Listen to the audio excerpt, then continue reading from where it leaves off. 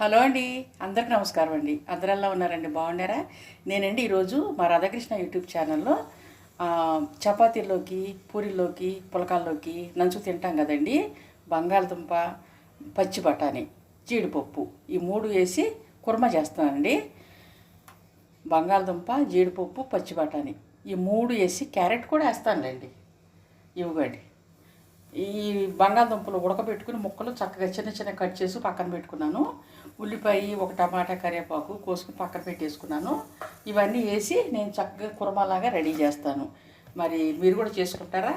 నేను చేసింది చూసి మీ ఇంట్లో మీ ఇంట్లో కొత్తిమీర కూడా వేస్తాను. కొత్తిమీర, పచ్చి బఠానీ, జీడిపప్పు ఇవన్నీ వేసి బంగాళదుంప కుర్మా చేస్తానండి. అది మనకి చపాతీల్లోకి, పూరీల్లోకి, పులకాల్లోకి తింటానికి చాలా టేస్టీగా ఉంటుందన్నమాట.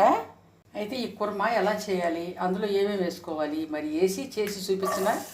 ముందుగా ఉల్లిపాయ ముక్కలు ఒక ఆయిల్ వేసిన తర్వాత చిటికెడు పసుపు వేసానులేండి. ఆ పసుపు వేడెక్కిన తర్వాత పసుపు ఆయిల్ వేడెక్కినాక నేను ఉల్లిపాయ ముక్కలు వేసుకున్నాను. ఈ ఉల్లిపాయ ముక్కలు బాగా చక్కగా మగ్గిన తర్వాత నెక్స్ట్ ఏమి వేయాలో చూపిస్తాను. ఒక చిటికెడు ఉప్పు వేస్తానండి ఇందులో ఉల్లిపాయ ముక్కలు మగ్గటం కోసం. ఈ ఉల్లిపాయ ముక్కలు వేగినాయి కదా, ఇప్పుడు ఏం చేస్తానంటే కొన్ని పచ్చి బఠానీలు కూడా వేసేస్తాను. ఇందులో పచ్చి బఠానీలు వేస్తాను, టమాటా ముక్కలు కూడా వేస్తాను. టమాటా ముక్కలు వేసాను, పచ్చి బఠానీలు వేసాను. ఇప్పుడు బంగాళదుంప ముక్కలు, క్యారెట్ ముక్కలు ఉడకబెట్టుకున్నాను కదా, అవి వేసేస్తానండి. ఇందులో వేసి కొంచెం బాగా తిప్పేసుకుంటాను. ఇట్లా తిప్పేసుకున్నాం అనుకోండి, కూర అంతా కలుస్తుంది అనమాట. నేనేం చేస్తున్నానండి ఈరోజు కుర్మా అండి, చపాతీల్లోకి కుర్మా చేస్తున్నాను. చపాతీలు కాల్చడం కూడా మీకు నేను చూపిస్తాను. 2 సెకండ్లు మగ్గే వరకు ఇలా మూత పెట్టేసుకుందామే. మరి ఇక కుర్మా అంతా గుజ్జుగా రావాలి కదా, వాటర్ పోస్తున్నానండి. ఈ మాత్రం వాటర్ సరిపోతుందిలే. కొత్తిమీర ఇదిగోండి తర్వాత వేస్తాను. ఇందులో జీడిపప్పు కూడా వేస్తాను నేను. ఇదిగోండి జీడిపప్పు కూడా వేస్తున్నాను, కొత్తిమీర కూడా వేస్తాను. చూసారా, నీళ్లు సరిపడా పోసానమాట. ఇప్పుడు నేనేం చేస్తానంటే కొంచెం ఉప్పు చూసుకుంటా, సరిపోయిందో లేదో అనేది ఉప్పు చూసుకుని ఇంకా నేను ఇదంతా నీరంతా దగ్గరికి వచ్చేదాకా ఉంచుతానండి. కొత్తిమీర కూడా వేసానండి, ఇందులో వేసాను, తిప్పుకుంటున్నాను. మరి కుర్మా కర్రీ ఎలా అనిపిస్తుందండి మీకు? బాగా చేస్తున్నాను నేను. చూసారా, కుర్మా చక్కగా మగ్గిపోయిందండి. ఇది చపాతీల్లోకి, పులకాల్లోకి, పూరీల్లోకి తినొచ్చు అనమాట.